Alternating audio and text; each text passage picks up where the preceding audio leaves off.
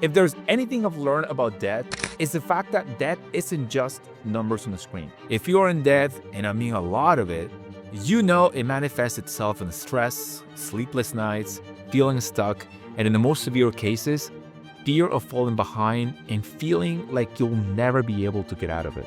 Debt feels like you are chained to a big rock while trying to climb out of a hole. You know how I know? Because I've been there, my friends. In 2018, my wife and I faced one of the biggest challenges of our relationship and the harsh reality of 215 grand in debt, despite decent incomes as a nurse and an engineer. Now, it was our first year of marriage in our late 20s, and this is when we had started talking about the next phase in our lives. We wanted to start having kids, move to a quieter place in the suburbs, and buy a bigger and safer car for our family. But there was a massive problem, and this was the pile of debt that we were in. Now, I am getting an anxiety attack just thinking about this because at this point in our journey, we were on different pages. She handled her finances, I handled mine, but as we saw the challenge ahead of us, we had to make a decision. Do we continue to live separate financial lives, or do we come together to tackle this massive challenge as a married couple should? Well, to figure this out, we sat down, we had a long back and forth, and we merged our finances. We decided to get on a plan together and tackle this as a joint account. Now, we worked night and day tirelessly, even through the pandemic. We decreased our expenses, but not too much because we did not want to go back to living like college students, and we focused on increasing our income instead. With working overtime, doing side hustles, and selling things online, we were relentless and nothing mattered more than paying off that debt. But it was not all sunshine and rainbows, I must tell you. During this process, we had to deal not just with the financial challenges, but also the mental ones and emotional ones because comparison, fear of missing out, and shiny object syndrome were here. It wasn't easy to stay focused, especially as our friends traveled the world and moved on with their lives. But we had to stay the course, and we did. Because remembering the reason why we started kept us going, and it wasn't until 2021 when we made our last student loan payment. We sat in our living room and together we had our debt-free scream a la Dave Ramsey style. We learned so much during our debt-free journey. It brought us together as a couple. And now I want to share with you 8 steps that work for us so you can do the same. If you're getting value out of this video, by the way, please give it a thumbs up and subscribe to the channel. And let me know your biggest debt struggles below. The first step is stopping the bleed. Now, the very first step in getting out of debt is understanding and addressing the reason you're in debt to begin with. Debt is a side effect of something bigger going on, and as psychologist Nathaniel Brandon said, you can't fix the problem you haven't acknowledged. So I want you to spend 15 minutes journaling about your spending habits. Identify one behavior you can change today. Ask yourself questions like, are you overspending? Why? Are you trying to impress others? Why? Are you tracking your money at all? Where is it going? Are you feeling emotional voids by spending money? Do you have any self-esteem challenges? And the reason I'm saying this is because I talked to a lady one time and she said to me she got into a lot of debt because she wanted to buy expensive stuff to look good because she was seeking other people's approvals. In her case, debt was just a symptom of something bigger going on. Now, in our case, we had expensive degrees in nursing and engineering. We had a wedding to pay off and a car loan. And yes, a lot of credit cards that funded years of crazy festivals, parties, and nights out. So we knew our problem and we knew how to approach to address it. Now, whatever the reason you identified, the good news is your future is in your control. And as long as you change your behavior, things will change. Which brings us to the next step. Step number 2, which is finding your why. We wanted to get out of debt because we wanted to grow our family. We were approaching our 30s and the female biological clock was putting pressure on us to get started as soon as possible. We absolutely did not want to grow our family having money challenges because we both understand how difficult they can be. That was our why. Now, you might ask yourself, why do I want to be debt free? Is it for your family? Is it to travel? Is it to start a business? What will life look like without debt? What can you do with all the extra money? I want you to write that down on a little post-it and keep it attached to the laptop so you can look at it every single day. Because your why will pull you through when motivation ends. The sad reality is that if you don't have a strong why, you most likely go back to where you started. You know exactly what I'm talking about. The third step in this process and one of the lessons for us is building a $1,200 just-in-case fund. Many people may not like this, but honestly, I don't care. It's really what worked for us. My wife and I set aside a $1,200 just-in-case fund, which we use to deal with unexpected expenses that could threaten our progress. This is simple and straightforward. Nowadays, I will keep it in a high-yield savings account so it can be easily accessible and grow with little to no risk in an FDIC insured bank. So start saving $1,200 as fast as possible. Use a high-yield savings account like SoFi or CIT, and I will share the links in the description if you want to learn more about these two options. But please remember, this fund isn't just for vacations or compulsive Amazon purchases. It's your financial shock absorber.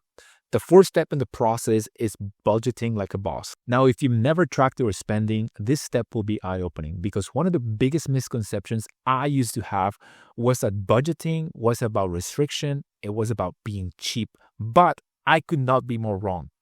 Budgeting is about control. Think of budgeting as doing an audit of your money. If you don't do an audit, you won't know how much you have, where it's going, and more importantly, you won't know where to put it. And here's the thing, you don't have to be that restricted or look at it every single day. Well, technically, you could look at it every single day, but I know from experience that this leads to more stress and anxiety that at the end of the day don't end up helping at all. So what we did was we covered all of our obligations, such as our living expenses, our debt payments, and anything beyond that we would use for dinners or night out without going too crazy. This is what worked for us. So you can list out all your income and expenses. You can categorize fixed expenses like rent, utilities, and your debt payments. You can also use a budgeting app like Quicken, or you can simply use a spreadsheet. I'm going to leave a few links in the description for these tools as well. I made a free spreadsheet you can start using today if you like. It's simple and it gets the job done. Now, the bottom line here is to create a realistic budget that prioritizes your debt repayments without making you feel deprived. Step number 5 in the process is using the snowball method. Now, this is by far the best repayment strategy I know, and we learned this from Dave Ramsey. Now, the debt snowball method helps you gain emotional momentum by paying off little debts regardless of interest and then moving on to higher and higher amounts. So here's how you can implement it. I want you to list your debts from the smallest to largest, ignoring interest rates for now, and you're going to pay the minimum on all the debts except the smallest. Throw every dollar you have at the smallest debt until it's completely gone, and I want you to rinse and repeat the same process with the next debt. Now, the reason this works is because small wins create momentum. You feel more confident, more motivated as your debt start getting crossed out of your debt spreadsheet. Again, I will link a free spreadsheet you can start using today to start listing out all your debts. Step number 6 is consolidating your debts. Now, as someone who had dozens of accounts, including credit cards, student loans, car loans, personal loans, I know juggling multiple debts is overwhelming, and you may even miss a payment if you're not careful. So we're consolidating many debts into one to get fewer payments and lower interest by using a balance transfer credit card with 0% interest. Now, I know this step can be a little bit complex for some people, and getting a credit card may not be that feasible. So if this were the case in my situation, I will also consider other options like debt consolidation organizations and negotiating interest rates with creditors. I'll be leaving a few links in the description you can review so you can use this step wisely and as you wish. This is going to help you decrease the number of payments you make and in some cases even reduce the interest you have. Now, here's what I want you to remember though. Just remember that this consolidation is not a cure. It requires discipline because if you don't address the problem, you may end up even with more debt and go back to square one. Step number 7 in the process is increasing your income. Have you ever heard Dave Ramsey say rice and beans? He makes me laugh when he says this because I get what he's saying. But honestly, for us, this did not work. We understood we could only cut our expenses so much before we went back to living like college students. So we decided to focus on increasing our income instead. Now, I won't go into what each of the strategies we followed because, well, that will be a whole nother subject, another video. But I just want to give you here a few highly profitable strategies and ideas we use and which I would use nowadays to get out of debt faster. Things like working more hours, including overtime, Uber, Lyft, online coaching. I talked about this in the past. Also, selling goods online through Shopify or selling clothes and games on eBay, like also selling bracelets.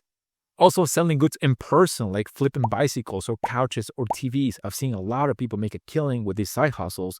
Or you can also develop new skills and go freelance on Fiverr, using content creation and tools like YouTube to increase your income and start a business. I know cutting back on expenses helps, but earning more is better. And here's the better part. When you increase your income, this is a skill that you will learn for life beyond your debt. So definitely something I recommend. As Stoic philosopher Marcus Aurelius once said, what stands in the way becomes the way. So use debt as a motivator to hustle harder and even earn extra dollars to avoid going deeper into debt and to pay off that debt faster. Step number 8 is tracking and celebrating your progress. Now, for full transparency here, along the journey to pay off debt, it will be very difficult. We dealt with this many times when we did not know if we could keep going. We lost motivation, especially when you have a ton of debt. But if there's one thing that helped us overcome these slumps and get motivated again, was tracking and celebrating the progress we made. So here's what I want you to do. I want you to create a debt tracker and cross out each debt as you pay it off. This will be life-changing because you will see each debt being crossed out as you progress, and this is going to give you a lot of positive emotion and motivation. I also want you to celebrate milestones with small rewards. A nice dinner or a day trip that you pay cash for. If you paid off a big loan or a big credit card, give yourself a little reward, again, that you pay cash for. This helped my wife and I stay positive because the way I see it, it's like when you are dieting to lose weight. You can eat chicken with rice and broccoli only for so long until you decide to go for that burger. But if you approach it in a more balanced way, then you will be able to keep going longer. What we're looking for here is sustainability in the long term and change our behavior. So keep that fire going by joining communities of like-minded people on Facebook, maybe Reddit, or you can start your own community through school. And the truth is that finding support is crucial. So always make sure that you surround yourself with people who are where you want to be. Now, the bottom line is this. Financial security and freedom require trade-offs. You might skip vacations, you might downgrade your car, or say no to nights out, but remember that these sacrifices are temporary. As long as you keep going and are adaptable and persistent and find support if you need to, I have no doubt you will make this happen. Every dollar you don't spend today brings you closer to a debt-free tomorrow. And always remember that you got this, that you can make this happen. Now, if you find this video helpful and useful, subscribe to the channel. Check the links in the description for resources to help you get out of debt faster today. And let me know what biggest debt struggles you have right now in the comments. I'd love to help you out and give you some insight from my experience. Thank you guys for being here, and I'll see you all on the next one.